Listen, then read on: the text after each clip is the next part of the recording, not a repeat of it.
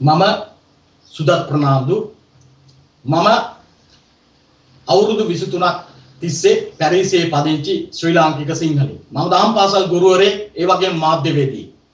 මේ වෙනකොට ලංකාවේ දේශපාලන තලය උඩු යටිකුරු තත්වයකට පත් වෙලා උණුසුම් වෙලා.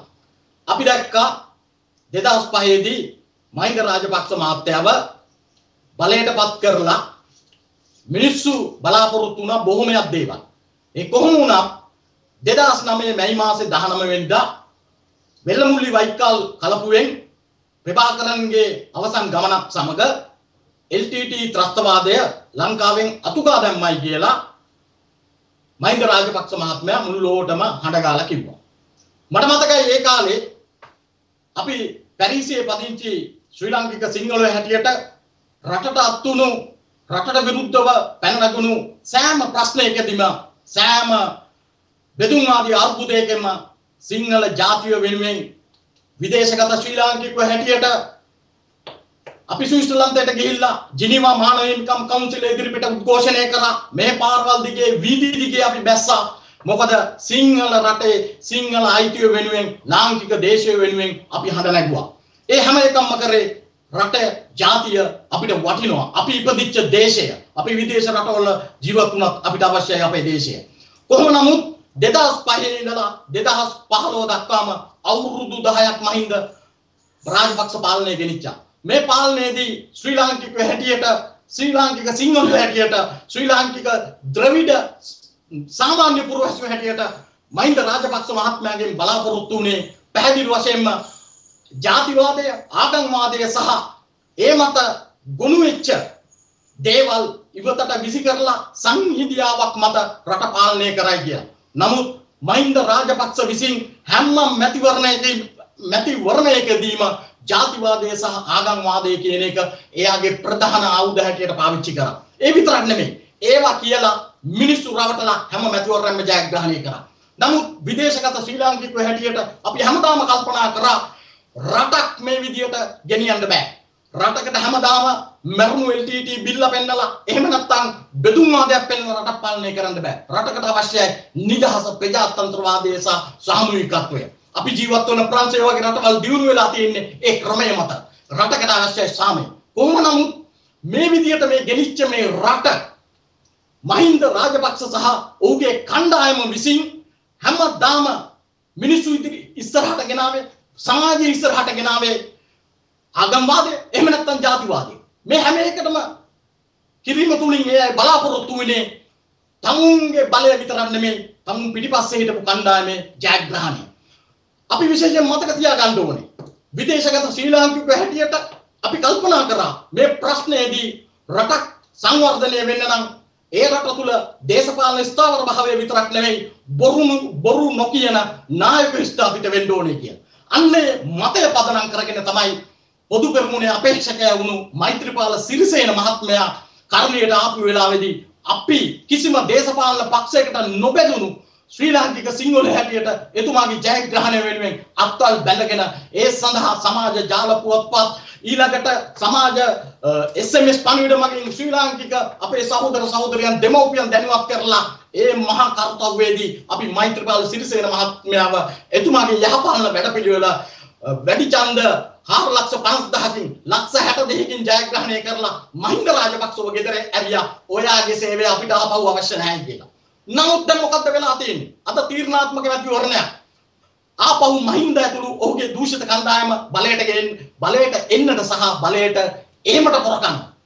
අද මම පැහැදිලිව කියනවා පැරිස් නුවර ඉඳගෙන මේ වෙනකොට අපිට ලැබිච්ච තොරතුරු අනුව පැරිසියේ සිටින LTT සංවිධාන ඒ වගේම බෙදුම්වාදයට උඩකඩ දෙන සංවිධාන පැහැදිලිවම අවශ්‍ය වෙලා තියෙනවා මේ මහ මැතිවරණයේදී මහින්ද රාජපක්ෂ ගෝඨාභය ඇතුළු ඔහුගේ හොර නඩය ආපහු ශ්‍රී ලංකාවේ බලයට රැකෙන්නේ. ඒ කුමක් සඳහාද? ඒක තමයි වැදගත්ම ප්‍රශ්නය.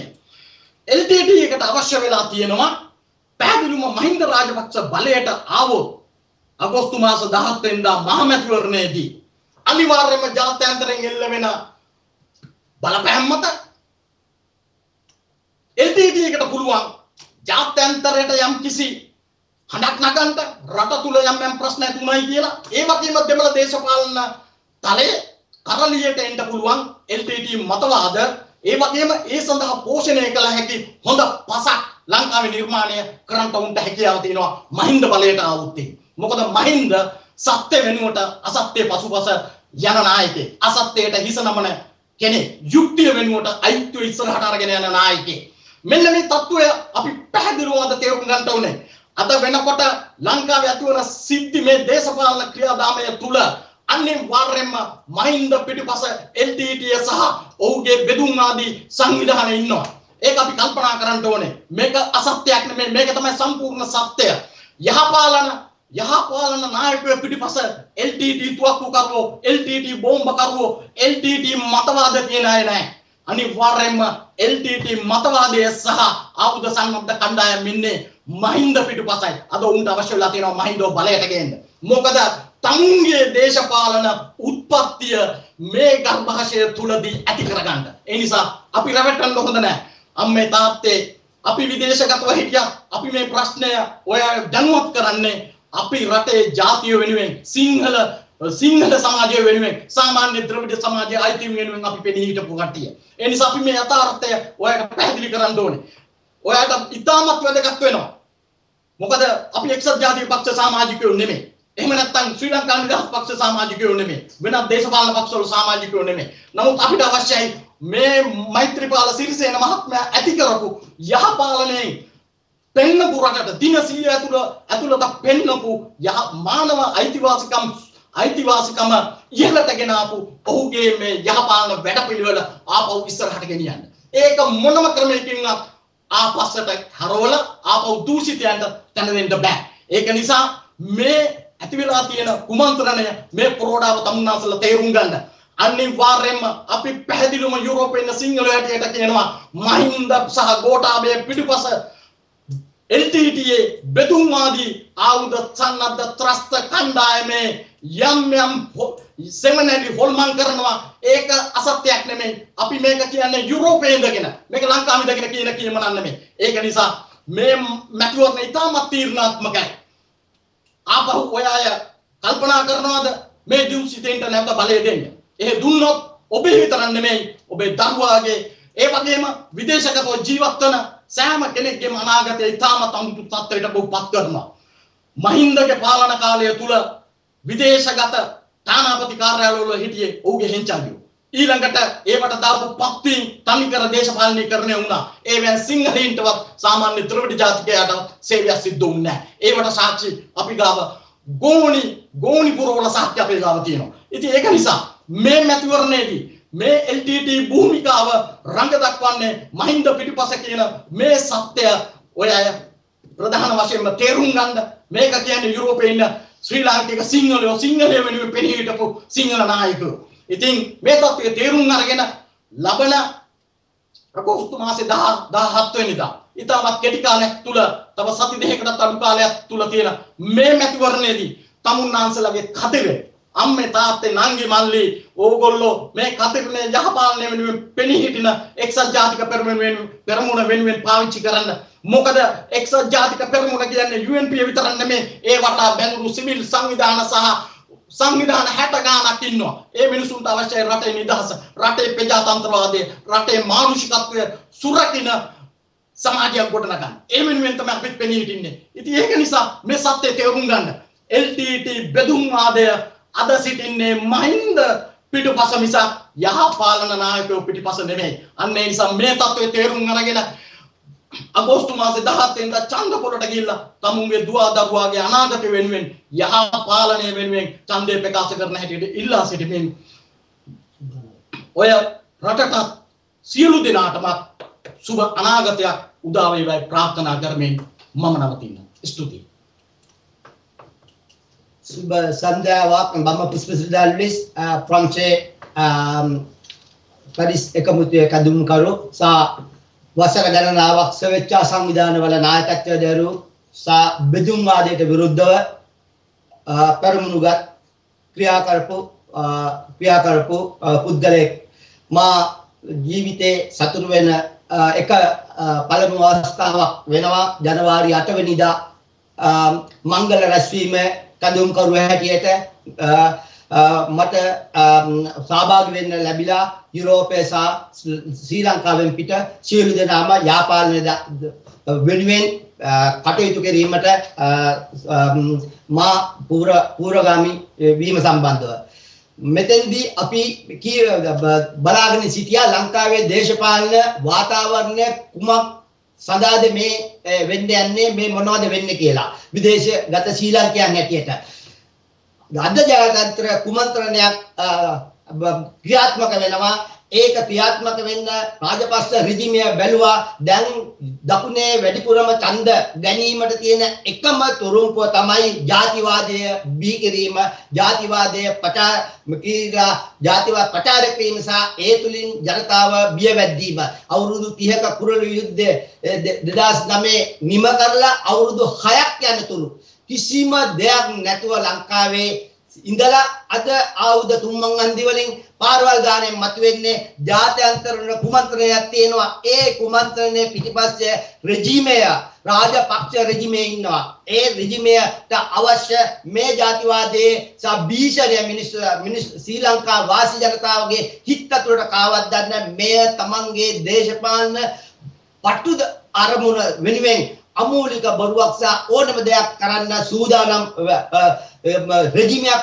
කියලා ඔබ සියලුම දෙනාට ශ්‍රී ලංකාවට කම්පා වුණු විදේශගත සියලුම ශ්‍රී ලාංකිකයන් අපිත් සමග කම්පා වුණු 2004 සුනාමි මුදල් බිලියන් ගාණක් අද ජීවත් වෙනවා සුනාමියෙන් අසරණ වුණා එදා හිටපු අග්‍රමිනිස්ත්‍රකාරතුමා ජාතියෙන්ම සමාව අයදිනවා මට සමා වෙන්න මම ඒ අවස්ථාවේ දඬුවම් දුන්නේ නැහැ කියලා. එසේනම් අම්මේ තාත්තේ සහෝදර සහෝදරයනි ඔබ හිතනවද ඒම ඉතෝ විනීම ජාතියක් ගැන හිතන පිළිකුලක් ඇති කෙනෙකු නම් එසේ එහෙම කරයිද?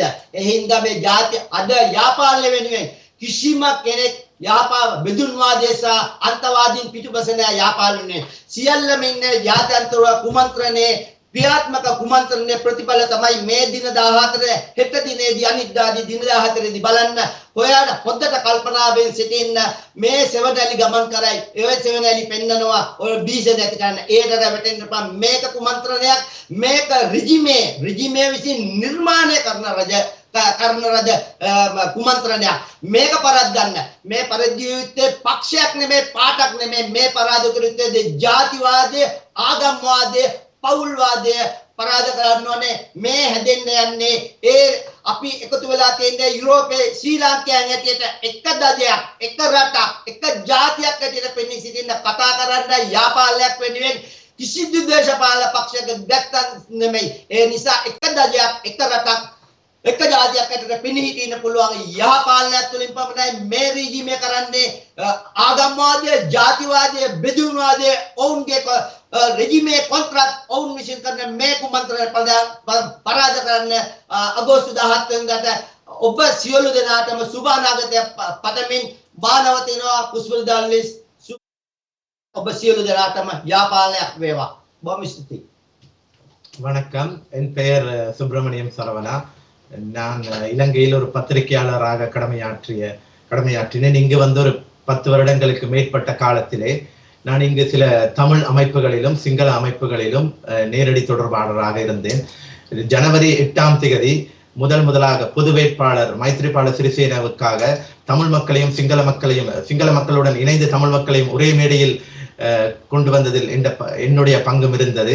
அன்று நாங்கள் அனைவரும் பிரான்சில் தான் முதல் புலம்பெயர் நாடுகளில் அந்த பொது வேட்பாளருக்கு ஆதரவாக SMS மூலியமாகவும் சில வெப் இதுகள் மூலியமாகவும் அந்த பொது வேட்பாளருக்கு ஆதரவு தெரிவித்து முதல் மாநாட்டை இங்கு தான் வெற்றிகரமாக நடத்தினோம்.